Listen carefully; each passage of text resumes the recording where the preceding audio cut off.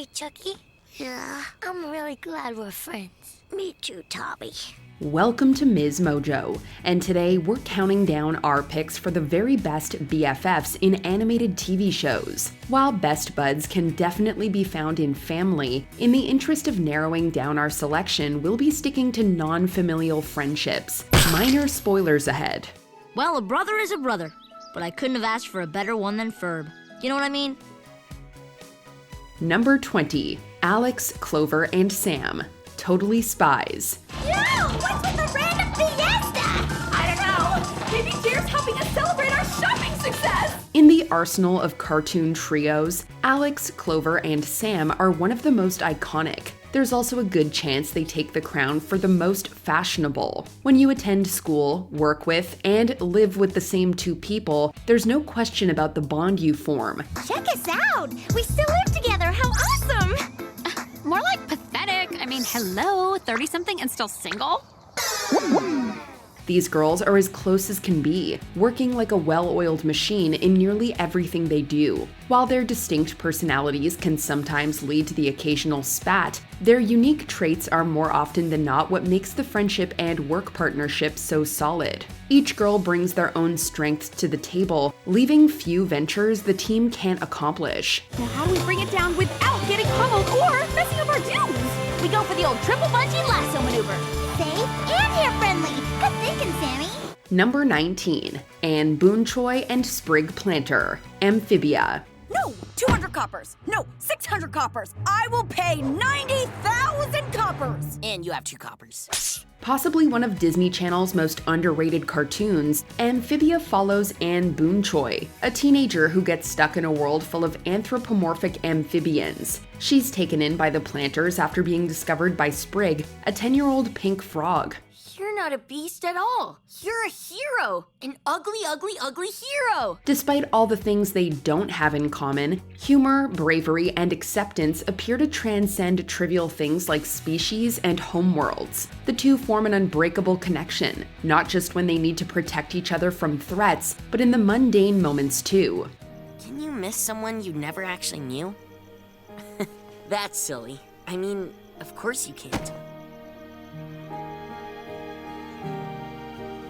Number 18, Nick Birch and Andrew Glauberman, Big Mouth. Wait, we're not killing him. We're just peeling his face off. Exactly. No, wait. He's my best friend. Middle school is generally agreed to be one of the worst periods of life. And after all the gross, ridiculous, and embarrassing situations they've found themselves in, it's kind of a miracle that these two are still friends. Of course, because when you do kiss a girl, to make it official, There's gotta be tongue. major tongue. And you want to flick your tongue around. Ideally. And you really want to get your tongue underneath hers, too. Yeah, you want to get in there like a Claritin to just dissolve. Yeah. Yeah. We know what we're talking about. It's nice to talk like men. Yeah.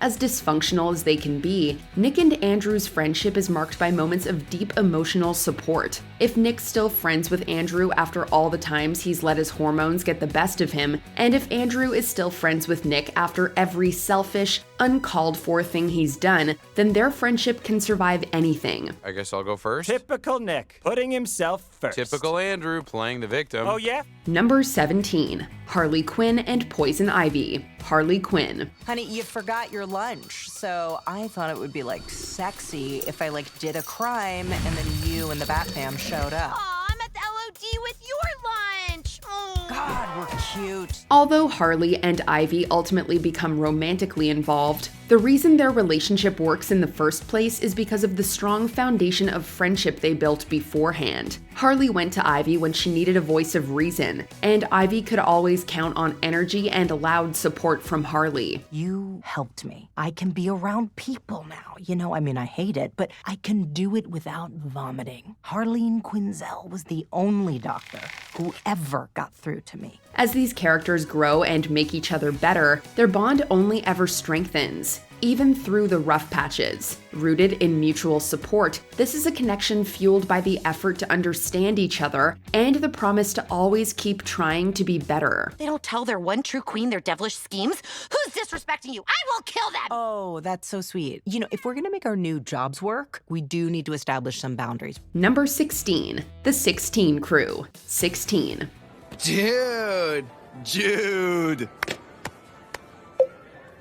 the friend group we all wanted to be part of when we grew up. Despite all the funny, awkward predicaments these characters land themselves in, there's something so undeniably cool about Jen, Caitlin, Nikki, Jonesy, Wyatt, and Jude. They feel like real people who've known each other a long time. Why don't you just ask him to ask you?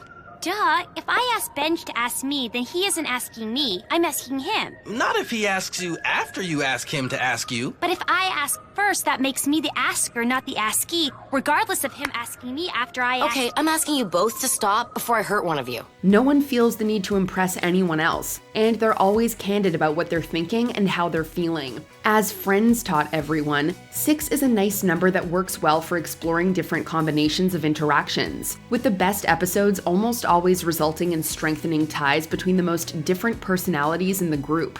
Calling in sick is like a necessary part of the evolutionary process. What are you talking about? Where would the human race be without the sick day? We'd still be living in trees, eating bananas and fish and things. Number 15, the Recess Gang. Recess. Despite what King Bob would have you believe, these guys ruled the playground. You promise? You sit there on your 6th grade butt, ruling over the playground like some sort of big shot. Well, let me tell you something, Mr. Playground King. You're nothing but some dumb kid. Spinelli! The misfits of 4th grade, TJ, Spinelli, Gretchen, Vince, Mikey, and Gus, were constantly seen banding together to fight for what they believed in, enact change, and look out for the little guy. Then you'll have to get me too. And me. And me. This is another example of a band of friends where everyone has their unique role, but where niche interests and a common cause unites individuals and the group as a whole. It leaves us with just one question. When do we get to see the gang navigate high school together? And being a tattletale is against the kids' unwritten code of honor. Are you sure? I mean, it is unwritten and all. Not anymore, Gus. Behold, the code has now been issued on this convenient, durable, laminated reference card. Tattletale, go to jail. Stick your head in the garbage pan. It's pretty clear, all right. Number 14, Danny Fenton, Sam Manson, and Tucker Foley. Danny Phantom. Guys, what's wrong? You look like you've seen a ghost. Or something really scary that we don't see every single day. Not that your friend becoming a half-ghost is any reason to abandon them, but it's kind of remarkable how Sam and Tucker take it in stride. This is gonna have to wait. I'm going ghost! Stay here. Oh, I will. I promise. They help Danny through all of his phantom heroics and stay firmly rooted in place, even when the stakes become life-threatening. Their roles are pretty typical as far as trios go: the reluctant hero, the strong-willed love interest, and the tech-savvy best friend. But we also get to see these traits expanded upon and balanced out with other qualities, and the characters grow and learn. Pretty pleased with those dark licorice sprinkles and the black frosting you like with those little gummy bats on top? All right. Woo! Number 13, the Teen Titans. Teen Titans. Bet your Cyborg can do the robot. While Beast Boy and Cyborg might be the closest buds out of the group, it's impossible to omit the rest of the Titans. Although Robin and Starfire share something beyond platonic friendship, we also see several other pairings connect deeply over the course of the show. Beast Boy and Raven work to understand each other better. Starfire and Cyborg both know what it's like to face prejudice. You know what it feels like to be judged simply because of how you look? Of course I do. I'm part robot. Robin and Raven take care of each other the way family does. If there's any friend group who embodies the found family trope perfectly, it's the Teen Titans. Friends, I invite you to join me in the togetherness of a stay-home movie night. I bring you popcorn and non-cotton candies. Number 12, Tommy Pickles and Chucky Finster, the Rugrats franchise. Tommy Pickles and Chucky Finster's friendship is at the heart of Rugrats. Come on, guys. Me and Chucky are bestest friends. Sure. Now. But soon you'll start to bug each other. It embodies everything the show stands for: loyalty, trust, bravery, and understanding. Thanks to Tommy, Chucky learns to be more adventurous, while Tommy can sometimes be seen slowing down to consider Chucky's interpretation of things. A clean rube is a happy rube. See? Like this. Well, actually, you gotta put them away by color and size. No matter how differently they see a situation, they never leave each other's side. It's rare we get to follow friends through so many periods of their lives, but thanks to the reboots set in the future, we've seen their bond remain invincible years down the line. Where'd you learn to lie like that? It's a gift. Number 11, the Eds. Ed, Ed, and Eddie. Jawbreakers at Ed! Despite frequent arguments and occasional betrayals during their schemes, the Eds always return to each other. Their friendship is a constant, even when the world around them, especially the other kids in the cul-de-sac, turns against them. Much like other classic trios, they each bring something distinct to the function, which often hilariously hampers their plans as much as it helps them. Please put your head in this hole, sir. Still, this trio's bond is shown to be more than just a vehicle for humor. It's their refuge in a world that doesn't always understand or accept them. Oh, Eddie, you have nothing more than a mental block. Don't be ashamed of it. It happens to the best of us. Not to me, it doesn't! Don't be so hard on yourself, Eddie. I'm sure you'll think of something in due time. Pardon me to heck, but Eddie should just buy one. Number 10, Arthur Reed and Buster Baxter. Arthur. One of our favorite BFF pairings from childhood, Arthur and Buster have one of the most enduring cartoon friendships thanks to how long their show ran. Boy, Ratburn's tough. He gave us homework on the first day. Get with it, Arthur. We're not dealing with a human being here. This is serious. While all the friends are close, Arthur and Buster sometimes feel more like brothers. The two balance each other nicely, with Arthur being more cautious and driven, and Buster bringing a sense of imagination and curiosity to their dynamic. You know, we have a lot of homework to do. You're just a fraidy cat. Arthur, we have to choose. Face horrifying, scary danger, or do our homework. Horrifying, scary danger! As with many childhood friendships, they can sometimes become annoyed by each other, but their relationship is marked most by their support for one another in moments of vulnerability, like when Buster struggles with his parents' divorce, or when Arthur feels overwhelmed by school or family. They're a testament to the importance of having a friend who truly gets you, flaws and all. Hey Arthur, you want to play football? I have to study. SORRY. Sour? Number 9, Philip J. Fry and Bender Bending Rodriguez, Futurama. And they were roommates. Move over.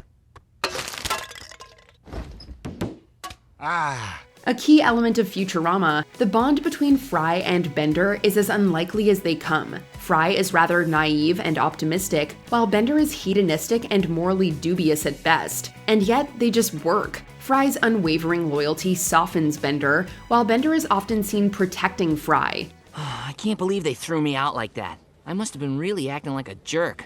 Yeah, but everybody's a jerk. You, me, this jerk.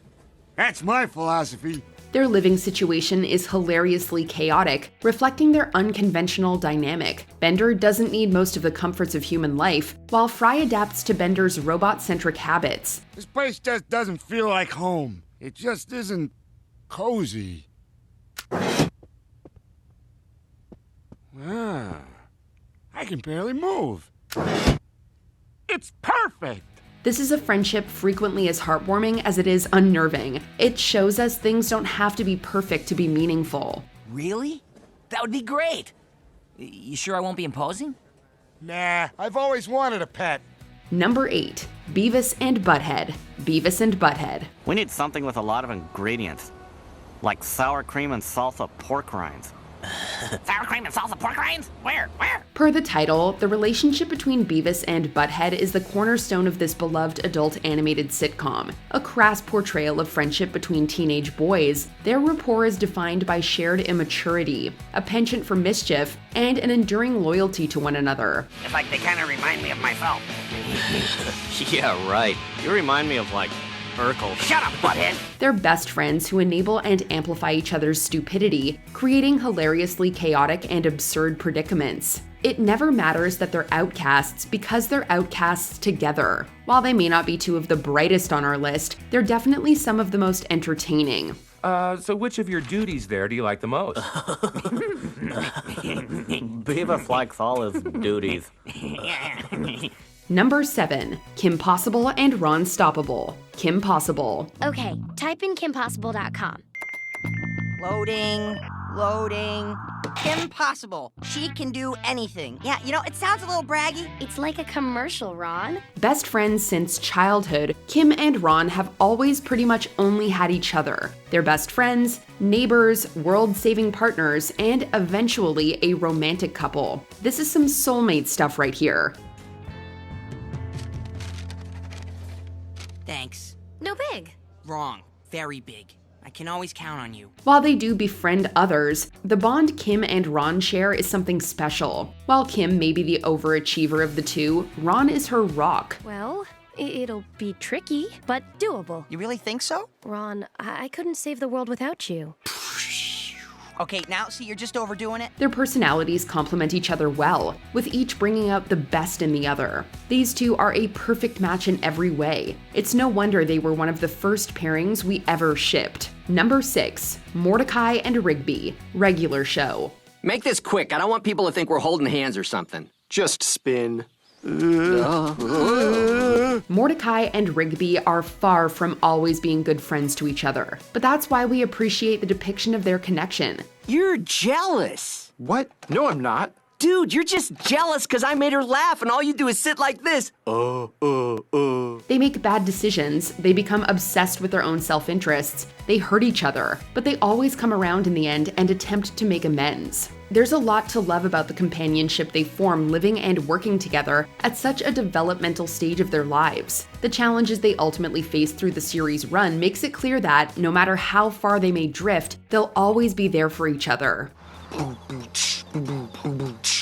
Look up. What's that way up high? Shooting stars in the sky, sailing on by. There's no denying.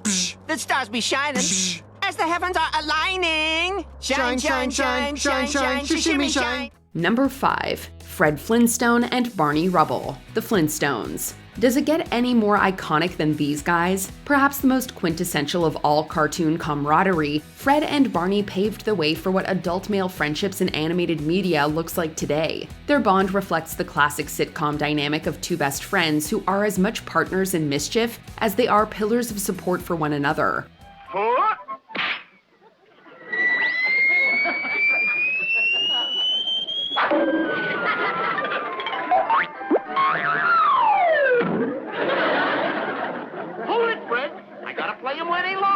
We get the straight man and funny man trope, innumerable get-rich-quick schemes, and of course, unwavering commitment to each other.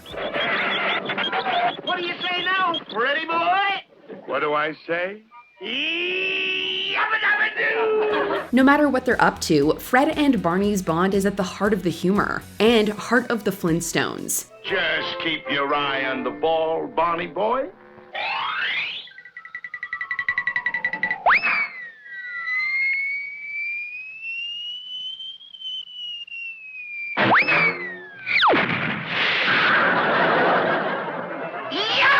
Even their wives and kids are besties. Number 4. The ATLA Gang. Avatar: The Last Airbender. We know we said no family ties for this list, but Sokka and Katara are only one part of this group dynamic. We get to see strong relations form between everyone over the course of the series, including Momo and Appa. While their initial connection is built on helping Aang master all 4 elements, the bond between Aang, Katara, Sokka, Toph, and eventually Zuko and Suki too becomes the heart of the show. Hello, Zuko here. These characters, each with unique personalities and abilities, are united by more than just their mission to restore balance to the world. Good morning, earthbending student. Good morning, Sifu Toph. Hey, you never call me Sifu Katara. They become inseparable as they face war together, overcome the impossible, and learn from one another. But with the Avatar's help, we can get it back on the right path and begin a new era of love and peace. Number 3. The Mystery Gang. The Scooby-Doo franchise. What is it? The monster? No, the buffet! It's ruined! There are few bonds like that of a man and his dog. It's why Shaggy and Scooby have the closest companionship out of everyone in the group. But you don't solve mysteries together for years without becoming a tight-knit group. Everyone has their role, And although different takes on the Mystery Gang have shaken up dynamics in the group, they're consistently bound by teamwork, problem-solving, and bravery. Maybe those are footprints they made last night. No, they should have dried up by now. These are fresh. And they lead to the professor's cabin. After all, there are few things as unifying as being scared out of your wits together. They're all alive. Number 2. Finn the Human and Jake the Dog, the Adventure Time franchise. Hey Jake, what do you think this river is made of? Man, I don't even want to know. Then why'd you put your face in it?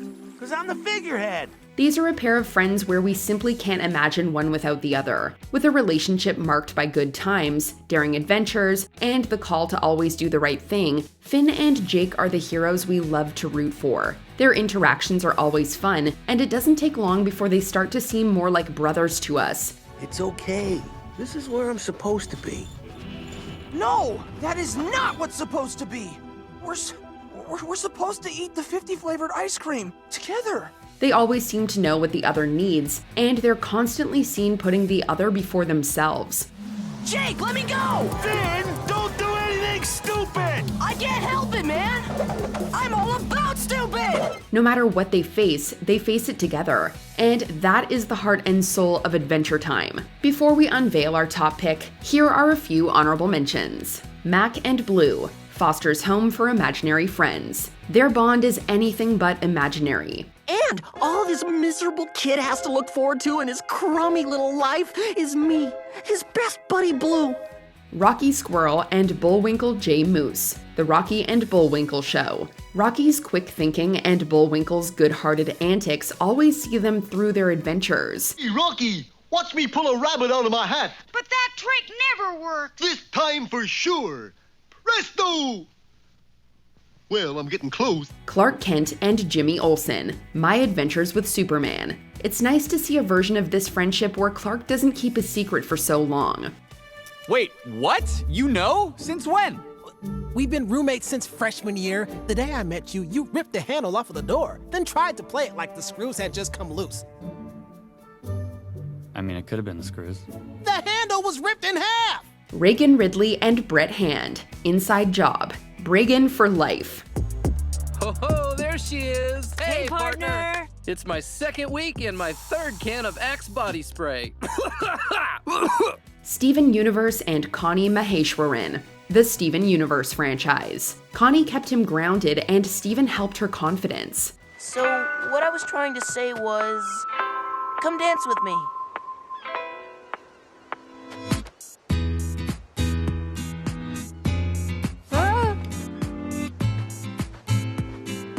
Before we continue, be sure to subscribe to our channel and ring the bell to get notified about our latest videos. You have the option to be notified for occasional videos or all of them. If you're on your phone, make sure you go into your settings and switch on notifications. Number 1. SpongeBob SquarePants and Patrick Star. SpongeBob SquarePants. Hey, Patrick. What? I thought of something funnier than 24. Let me hear it. 25. One of the most iconic and entertaining friendships in animated television history, SpongeBob and Patrick have been making us laugh for decades now. Their bond is central to the humor of the show, providing us a well-rounded mix of hilarity, unfaltering support, and childlike enthusiasm. Did you know you're my best friend? No way. It's a delight to witness this duo interact because it's almost always a carefree, optimistic, or playful experience. Even when things go astray, their reconciliations are fast and reinforcing. There aren't many friendships quite as pure as the ones SpongeBob and Patrick have. I have school today. What am I supposed to do all day while you're at school? I don't know. What do you normally do when I'm gone? Wait for you to get back. Let us know who your favorite set of cartoon best friends are in the comments. This is your fault, Krabobble. You taught me to read. If you read this diary, you'll regret it. Maybe not today. Okay, good enough. Do you agree with our picks? Check out this other recent clip from MsMojo and be sure to subscribe and ring the bell to be notified about our latest videos.